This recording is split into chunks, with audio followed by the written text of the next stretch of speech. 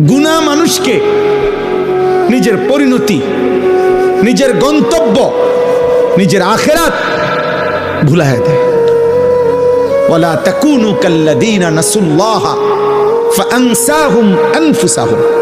কোরআনুল কারীম আল্লাহ বলছে, হে ঈমানদার, আল্লাহকে ভুলে যেও না এত বেশি পরিমাণ, একদিন আল্লাহ তোমার নিজের পরিচয়, নিজের আখিরাত তোমার থেকে, কলিজার থেকে ভুলাইয়া দিবে।